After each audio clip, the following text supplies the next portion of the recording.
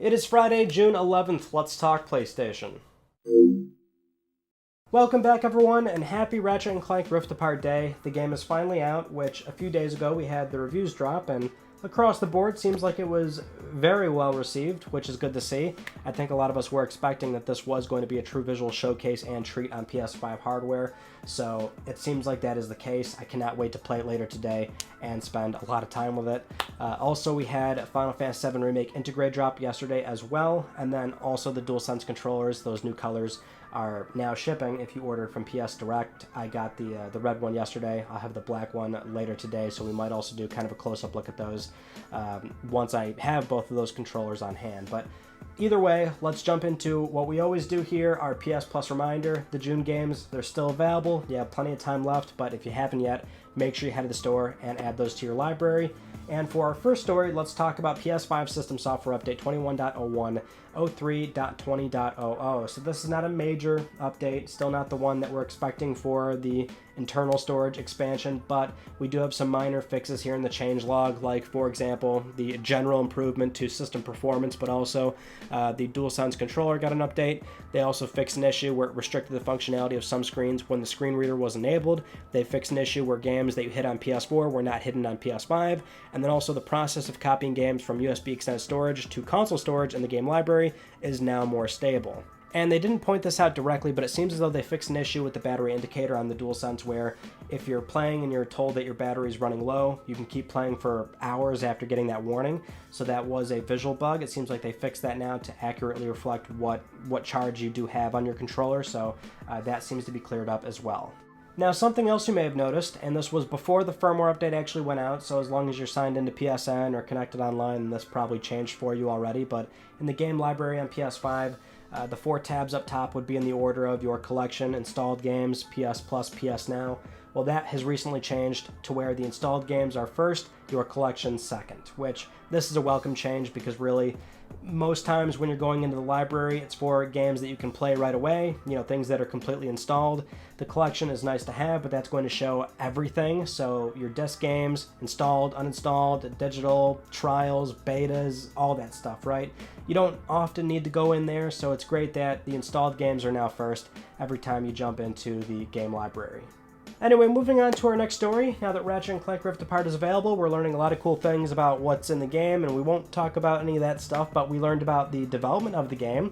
A lot of Insomniac employees have stepped forward this past week to open up a conversation about their experiences working on it and how they didn't actually do any crunch whatsoever. So we saw Grant Parker, designer, did his 40 hours and went home. Lindsay Thompson, same deal there. She was an animator.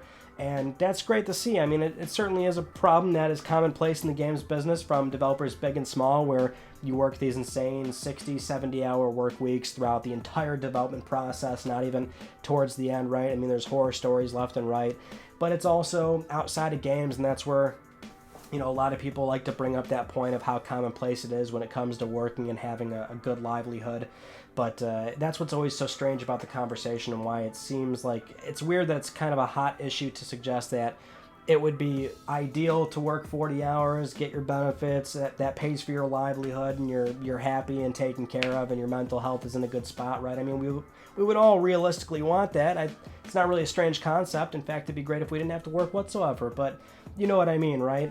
But there is that angle that I think many overlook when it comes to crunch, where there are a lot of people that willingly like to do this in a way where it's like they're young, they're single, they're fresh in the industry, they moved out of their hometown, and they're ready to work on that passion project or prove their worth and chase promotions, climb the corporate ladder and all that stuff, right? I mean, games is a creative process, and a lot of people actually put themselves in that position. But then there's also bad management, pushing these 60, 70 hours, a lot of it going unpaid. That's where it gets really bad, I mean, these awful expectations of putting your health and your well-being on the back burner to get that big project out.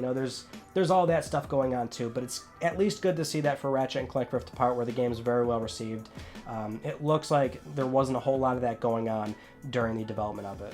Now, while we're talking about Ratchet, we can also bring this up, but we got our first ever specialized PlayStation 5 hardware bundle, where it's not quite a retailer bundle. Those are the ones where you'd see a normal console and then the games separately. This is very much put together and marketed together, €570 in France. So there's not even really a savings baked into this. It's still the price you pay normally, but this is our first specialized hardware bundle for PS5. And I would say it's now available, but I mean, they're more than likely all gone. We're hearing that they made about 10,000 to 12,000 of these, and yeah, those are more than likely all sold. No clue if it's coming to North America or other countries, and we don't even really need to see bundles like these because the demand is still so high, but that was our first special bundle. The console itself was still a normal white, but we might see more of these with larger marquee titles moving forward. Next up, let's talk about the Summer Game Fest hosted by Jeff Keighley. The event was just yesterday, the main show being about an hour and a half, 2 hours long, and then the after Day of the Devs live stream being an additional 2 hours long, so the whole thing's like 4 hours. We can't reasonably go over all those things, but plenty of stuff for PS4, PS5, those smaller scale indie games, new game announcements, new trailers. We saw the head of indie Shuhei Yoshida make an appearance. Then we saw Greg Rice, head of PlayStation Creators, also showcasing some really cool stuff coming to PS4 and PS5. So a lot going on there, but we'll cover some of the bigger stuff, like, for example, this rumor that we've been keeping up with for a long time now, the Death Stranding Extended Edition. Well, it's real. It's called Death Stranding Director's Cut. And we didn't really see a whole lot here, so it was a very short teaser captured on PS5. It showcased an environment that we've never seen in the base game. Then the protagonist, Sam Porter Bridges, takes a box off of a shelf. He jumps in the box, then he puts the box back on the shelf. Very strange, but it's of course a very direct, unapologetic nod to the Metal Gear Solid franchise. And it's one of those things where you could easily break it down and try to find out what that means, if there's, going to be Metal Gear elements in the game now, or if it's Kojima saying goodbye to the franchise, or if we should expect more, which that seems like a weird take, but it's something where we don't have any clear answer because we didn't get any details. So once this teaser was over, Jeff Keighley mentioned that in the coming weeks we'll have a full, proper reveal of what we can expect out of the director's cut. And that's what's a little bit odd about this, because we knew about this game for a long time now. It was rumored for months, and we were just waiting for it to finally show up, which it did, but we didn't really get the proper reveal of like, okay, here's all the gameplay enhancements, here's all the visual tweaks that you can expect, here's what's extended for the story and, what you can expect there. We got none of that stuff. So in the coming weeks, what are they going to do? That's where, a lot of people, again, we're looking at Sony here, what's going on with a long-form live stream, some sort of proper E3 season type showcase, because we all know that Sony has plenty of things that they can talk about, despite the fact that we have seen Horizon State of Play. We saw this little tease here. We have another story coming up where it's like, why wasn't that part of a live stream or something? So clearly it's a matter of Sony is still going to continue drip-feeding information whenever they like, because that's just how they want to approach it now, or they have so much to talk about that they want to get some of this stuff out of the way and then save it for their own live stream, which could be, in the later half of June or maybe even at some point in July, right? I mean, Sony is in a good position where they can talk about whatever they want to talk about whenever they want to. So they can kind of avoid the more heated E3 season where it is the first week and a half of June where all this news is going to be coming out, right? They can wait for their own spotlight, their own attention in the later half of June, and maybe that's something that we could look at. But I would also caution that it could very well still be like a state of play for this full reveal of Death Stranding Director's Cut. It could be something as simple as a PS blog write-up. We have no good indication of what they are going to be doing in the short term, but we do know that they have things to discuss. Now, the other big piece of news in the Summer Game Fest show is yet another investment and partnership out of Sony Interactive Entertainment with a brand new team, and we've seen this 2 times now, which before it was Jade Raymond's Haven Studios, and then we saw Firewalk Studios, which is going to be a AAA multiplayer IP. Well, this is now Deviation Games partnering with PlayStation. They've been signed on. This is a brand new team out of Jason Blundell. He's the director. He's done a lot of Call of Duty stuff, so a lot of people will remember him specifically for the Zombies mode. And then Dave Anthony, the CEO of Deviation Games, he was also, I think, a writer on a lot of the Call of Duty games as well. So you've got some former Call of Duty vets forming this new team, and they're currently working on a big budget AAA project. They've got 100 staff so far, so this is definitely going to be a larger scale game for sure. But over on the PlayStation blog, Dave Anthony did say this, and I quote here, "While I can't confirm development is already underway, it's really early for us to be going into specific details. We're drawing on what we've learned over our collective decades making games, but we're also out to make something fresh and brimming with innovation like you've never experienced before." So, there is a running theme here where SIE is getting involved very early on these brand new teams that are comprised almost entirely of former veteran staff in the games business that have worked on some of the most well-known IP you could possibly imagine.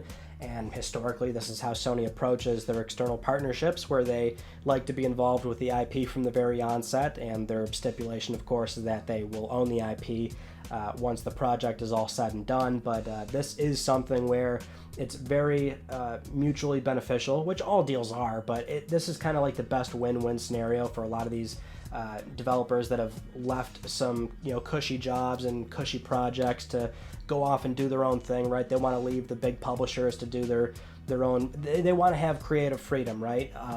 But you still need a publisher at the end of the day because it requires a tremendous amount of capital, and Sony often gives a lot of creative freedom to teams when they are involved, and so that's kind of what they're doing here, where as a startup, the investment might not be nearly as much as if Sony wanted to approach a well-known third-party developer that historically has already put out a great portfolio on the back end. That's probably going to be more expensive than working with a new startup like this, but Sony's also getting them off the ground, and so even if they put out this title and it's good or just mediocre or just okay, and maybe Sony walks away from continuing to work with them, at least they're off the ground and they can continue doing their own thing. I mean, there's a lot of ways where this works out really well. And who knows how many other projects or how many other teams are out there where Sony is still having conversations to get them off the ground. The only annoying thing is that we hear about this and it's now, it's going to be 3-4 years away until we see these games finally end up coming out, right?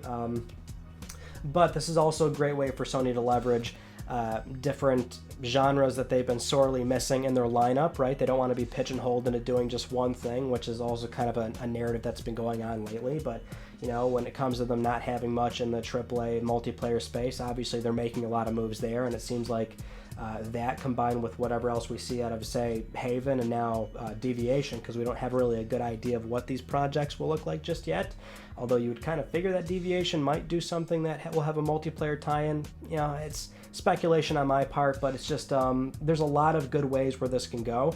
It's going to be a long time until we actually see anything meaningful.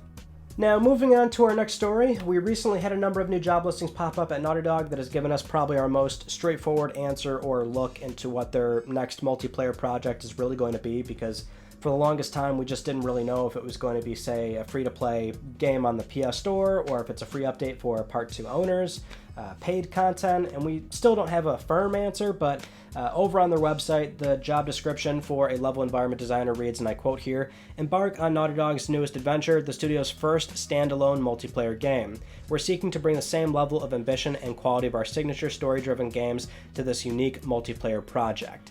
Now, if you do remember 2 years ago when we learned about how Factions was broken off for its own thing, which granted that was largely due to them also wanting to finish Part 2 to begin with and just put it out there, but that very much read like Uncharted 4 and the Lost Legacy situation, where Lost Legacy, they put so much into it, they thought, okay, we can just go and print this game to disc, send it to retail, and have it be a budget $40 game where it's 15-20 hours of content, and that made sense. But we had an idea that, okay, that's what's going on here, but now it's really sounding like this could come out as a very premium multiplayer project of, let's say, an actual disc release of $50, $60, maybe even $70. Who knows how they're going to approach it.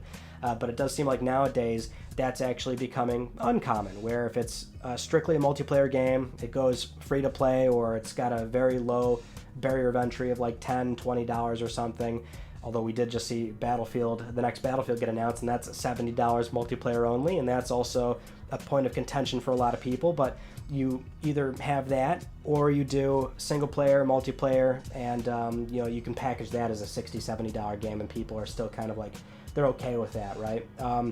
But I mean, Factions was a lot of fun for the first game. It's not like I don't think this won't be a bad game by any stretch, although it might be disappointing to some Naughty Dog fans that are not really super into multiplayer stuff. But I really want to see what this looks like now, because it does sound like they're putting a lot of energy into this, and you would think that we'd see it this year, but maybe not. Although I think at this point it's not launching this year. Maybe we'll see it 2022, and that's where we'll get a better picture of what it looks like. For our next news story, this one's a rumor, and I cannot stress that enough, 100% a rumor, so as we often say, walk into this with a certain level of caution. but this is a rumor we've seen a handful of times now, over the years actually, so one of two things is happening here. It's wishful thinking where it keeps cropping up and it's not happening and it's not going to happen. Or two, it is, but the progress here has been slow, or the sources have been murky on the progress of how far along it actually is, and it will eventually happen like we saw with Death Stranding, the director's cut, or Demon Souls prior to the PS5 announcement. Those were like pretty obvious open secrets. But anyway, over on Reset Era, the PlayStation Studios thread, one user, Rayspace, which that's actually a reference to a trademarked Santa Monica Studio game, but this user was discussing about potential PS5 remasters we might see at some point, and they say, and I quote here, "I'm still working on vetting some parts of this with the staff, so until then take it with a grain of salt, but I do believe in what I was told about a Bloodborne remaster coming to PS5 this year." So that's a very important caveat. As of filming this right now, this user hasn't actually done the vetting process, which even then the vetting process doesn't guarantee anything, right? But the mods like to do their diligence on, okay, well, how do you have this information? Do you have the potential access to this information? So on and so forth. But that's kind of how we saw certain users get this information out there. But again, we've seen this rumor a handful of times before, so it either falls in one of those categories. But you know, you can easily argue, why wouldn't Sony do something like this, right? Because I know a lot of people are just like, okay, unlock the frame rate of the game. You know, it's easy. Everybody's got copies of the game.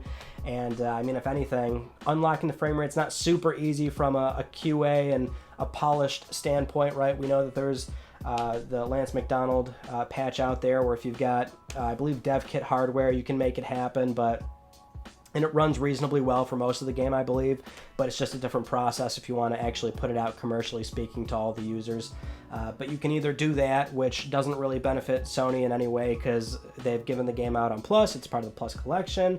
You know, that's something that's just beneficial to, 15 plus million people that own the game, probably more than that. Or you can put a little bit of money up front, but actually put out a proper PlayStation 5 native version, and you can add more bells and whistles to it, and you could easily get away with selling it for $40, $50, $60. You just can.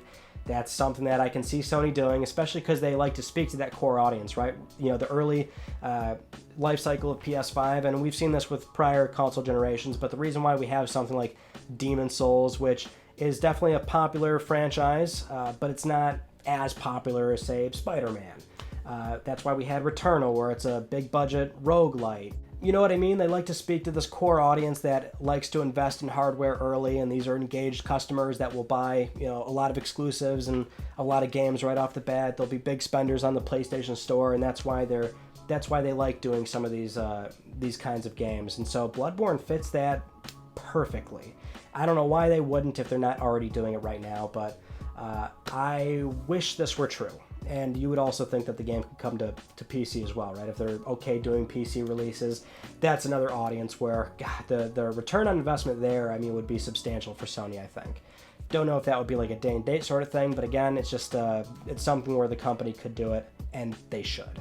Now, speaking of Returnal, we can also briefly touch on the sales performance of the game. This was a curiosity we had prior to it coming out, where it's like, okay, how well is a brand new $70 roguelite IP on PS5 going to do? But we did see good performance for the one day that it was available in April, and now we recently got the May downloads for the PlayStation Store. No hard numbers, of course, but we can see that Returnal is number 2 above MLB The Show 21, not too bad, and it was only beat by Resident Evil Village, and same deal in Europe, it was number 3 there, beat by FIFA 21 and also RE Village again, but both games where you're like, okay, understandable. Given the circumstance, I'm really impressed with how well the game is actually doing.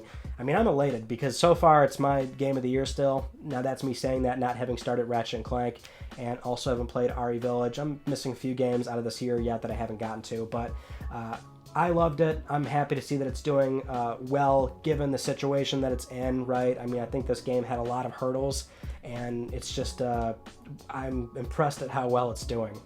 Now, moving on to our next news story, we have some sales estimates for where PS5 and Xbox Series S and X consoles are right now, and I do want to stress that they are sales estimates coming from VG Charts, where they're not 100% accurate, but they're also not that far off either. They're usually pretty decent estimates for where the platform holders are, which usually this can be quite handy for Microsoft as an example, because they don't put out official hardware numbers, and they haven't done that since 7-8 years ago for Xbox One, and they're still not doing that for Series S and X. They like to share more favorable looking numbers, like year-on-year growth based off of a percentage, right? So that's kind of how they side skirt the fact that obviously they're not outselling their closest competitor, and that's what they've been doing since Xbox One. But point being, we do have some slight estimates here up to the end of May, which for PlayStation 5 it would be 8.8 million consoles sold, and then for Microsoft it would be about 5.2 million Series S and X consoles combined. So it's not like they're entirely far off here, but this is also something where I will be the first to remind people when it comes to discussing sales for this current generation of brand new hardware. Kind of meaningless right now because all the machines sell out very quickly, although we are seeing Series S usually sit at certain retail spots and through the All Access program for an extended period of time until that eventually gets sold out. So that's definitely considered the low volume, undesirable machine amongst all of them right now, but still eventually all the consoles get sold. So it's really a matter of how many they can reasonably manufacture. But it does stand to reason, if Microsoft could have allocated more production there, if they would have been able to make just as many Xbox consoles, and you've got Sony and Microsoft neck and neck. It's a matter of, when does the interest really get exhausted to where they can comfortably meet all of that demand, because obviously they're outselling their previous counterparts, not handedly. Again, they're being constrained by the supply, but Sony still has a really good pace here with PS5. They are on track to outsell PS4's first fiscal year, but it's a point that I've seen a lot of people bring up, which is we haven't seen this in a while. All three manufacturers are doing well. We have not had that circumstance in a long time, but it's good to see that all three are healthy and they're moving as many machines as they possibly can. Now for this next story, I had to bring this up, but over on Twitter, the PS4 Vita and PS5 architect Mark Cerny did confirm that he recently got the Platinum Trophy for Returnal. So now I share a Platinum Trophy with Mark when it comes to Cuphead, Demon's Souls, and Returnal, all, very difficult recent PlayStation releases, and, don't mean to brag, but me and Mark got it going on. It's cool to see that the guy actually has some free time, though. That's maybe the more baffling thing to me, because a lot of these high-level positions for these guys, whether it's at a corporate level, or I think for Mark, where he's still technically a consultant, so not quite a true Sony employee, but he's still got probably a lot of stuff going on. So it's amazing that he actually had the time to hunt the ciphers in the game, because that's where it's unreliable with the RNG, so it could take a lot of time. So not only is it a difficult game, which I know Mark's kind of an OG there, where he likes some of the hardcore stuff, and that's why he's been playing some of these kinds of games, but surprised that he actually had the time to go through, running all those rooms to finish the Platinum. Good going, Mark.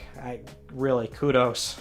But with all that said, it is time to get to Let's Talk Plus, the weekly Let's Talk PlayStation giveaway where one of you can win a $10 PSN code.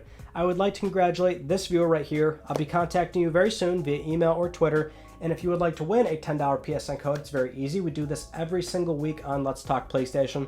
Follow the link down below. Supporting this channel a number of ways can gain you an entry, and I will announce the winner next week because I'm trying to help pay for your games. Those are all the news stories that I want to talk about to you all from this past week, and our Tuesday video was another game collection update kind of thing, right? We did one a month ago, and it seems like you all enjoyed that, so we might do more of those alongside random eBay lots when we run into them for the unboxing series that we've been doing for a little bit now. But coming up, we've got some more discussions looking into the PlayStation business, a documentary that I'm trying to wrap up, but that's taking a little bit longer, just because it's tough to fit it in with all the other stuff, really, so it's not like it's going to be huge or anything, but been trying to get that out. A lot of stuff coming, but as usual, it will be uploaded when it's ready. But that concludes this week's episode of Let's Talk PlayStation. I'm Ryan Pacheco. Thank you all so much for talking with me, and I will see you all next Friday.